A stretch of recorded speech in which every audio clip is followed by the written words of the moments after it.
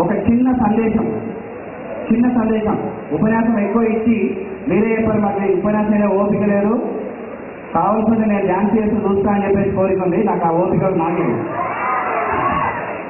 Okay, ఈ నవ్వు మీరు నవ్వడానికి వెనుక ఉన్నది మీ అమ్మా నాన్న. మీ అమ్మా నాన్నల కష్టం, మీ అమ్మా నాన్నలు పడుతున్నటువంటి శ్రమ, మీ అమ్మా నాన్నలు పడుతున్నటువంటి టెన్షన్ ఈ నవ్వు రూపంలో బయటకు వస్తుంది. ఈ నవ్వు వెనుక దాగుంది అమ్మ, నవ్వు వెనుక దాగుంది నాన్న. జీవితంలో గుర్తుపెట్టుకోండి, మీరు ఇలా నవ్వాలని కోరుకునేటువంటి వ్యక్తులు ఎవరైనా ఈ ప్రపంచంలో ఉన్నారు అంటే ఇద్దరు, ఒకటి అమ్మ, రెండు నాన్న. ఓకే, కాబట్టి నేను ఎక్కువ గౌరవపట్టించదలుచుకోలేదు. ఒక చిన్న ప్రమాణం మీరు చేస్తారని ఆశిస్తున్నాను. చేస్తారా? ఓకే, ఒక్క నిమిషం లేచి నిలబడండి అందరూ, దయచేసి ఉండండి. సైలెన్స్గా ఉంటే ఈ ప్రమాణం వెనుక ఉన్న అర్థం ఏందో తెలుస్తుంది.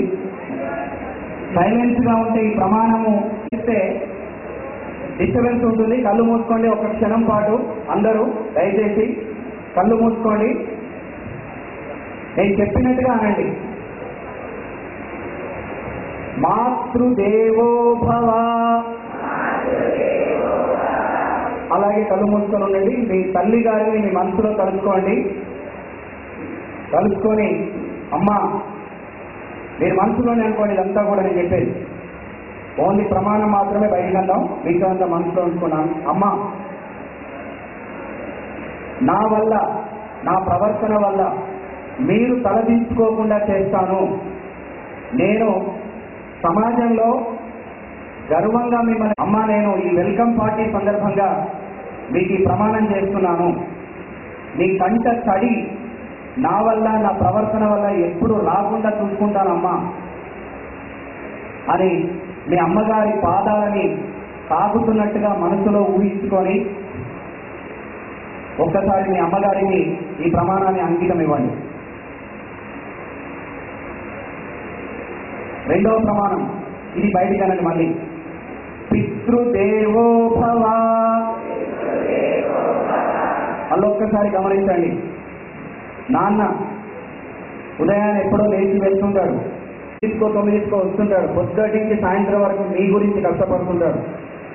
ఏ తండ్రి కానీ తన పిల్లల అభివృద్ధి, తన పిల్లలు ఒక ఉన్నతమైన స్థితికి పోవాలి అని చెప్పేసి ప్రతి తండ్రి కోరుకుంటాడు. ఇప్పుడు మీ నాన్నగారి పాదాలని మీ కంటి ముందు ఊహించుకొని, నాన్న నా వల్ల, నా ప్రవర్తన వల్ల మీరెన్నడూ తల దించుకునే పరిస్థితి తీసుకురాను నాన్న. నేను నా వల్ల మీరు సమాజంలో గొప్ప కూతుర్ని కన్నారు అని నేను పేరు తెస్తాను, సమాజంలో గొప్ప కొడుకుని కన్నారు అని పేరు తెస్తాను అని నీ పాదాలకు నమస్కరించి నేను ప్రమాణం చేస్తున్నాను నాన్న అని ఒక్క ప్రమాణము నాన్నగారి పాదాలను తాకుతున్నట్టుగా ఊహించుకొని ప్రమాణం చేయండి.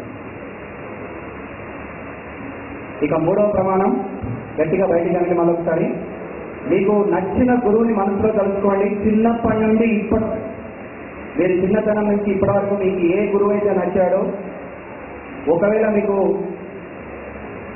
తల్లే ఆది గురువుగా భావించేటువంటి సంస్కృతి సాంప్రదాయంలో ఉన్నాం మనం.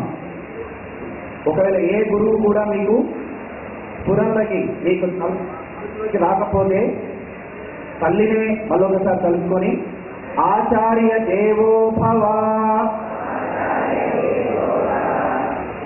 గురువుని తలుచుకుంటే గురువుని, లేదా అమ్మని తలుచుకుంటే అమ్మని మళ్ళొకసారి తలుచుకొని మీ పాదాలకు నమస్కరించి చెప్తున్నాం, మేము సమాజంలో మంచి పేరు తెచ్చుకుంటాము, ఒక ఉన్నతమైన స్థితిలో నిలబడతాము అని మీకు ప్రమాణం చేస్తున్నాము అని చెప్పేసి మరొకసారి తలుచుకోండి.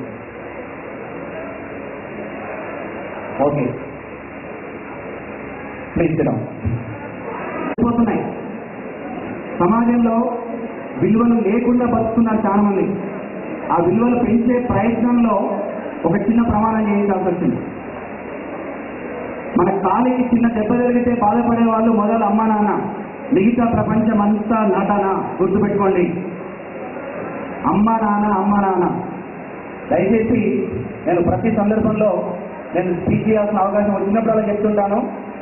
మీకున్న పౌచుల్లో కానీ, మీకున్న సెల్ ఫోన్లో కానీ, మీకున్నటువంటి మనీ పర్సులో కానీ మహేష్ బాబు ఫోటో కాదు, పవన్ కళ్యాణ్ ఫోటో కాదు ఉండాల్సింది, అమ్మా నాన్న ఫోటో ఉండాలి. అమ్మా నాన్న ఫోటో ఉండాలి, గుర్తుపెట్టుకోండి.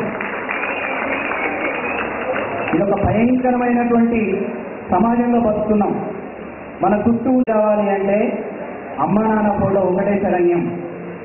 భగవంతుడు ఉన్నాడో లేదో మనకి తెలియదు, కానీ అమ్మా నాన్ననే డైరెక్ట్ దేవుళ్ళు.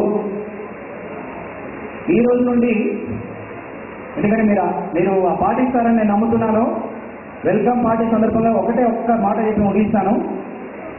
ఈ రోజు నుండి మీరు 100% పాటిస్తారు అని ఆశించి చెప్తున్నాను. మీ అమ్మా నాన్నలకు మీరు ఎదురు చెప్పాలని ఆశిస్తున్నాను. ఆశించొచ్చా? Okay, thank you very much. ఈ చిన్న మాటను మీరు పాటిస్తున్నందుకు. చదువు వచ్చినా చదువు రాకున్నా సరే, మార్కులు తక్కువ వచ్చినా సరే, కానీ ఒక ఉత్తమమైనటువంటి వ్యక్తిగా జీవించాలని గుర్తుపెట్టుకోండి.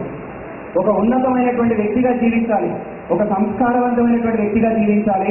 అప్పుడే మన తల్లిదండ్రులకి ఒక నిజమైనటువంటి రుణం తీసుకున్న వాళ్ళం అవుతాం. Thank you very much.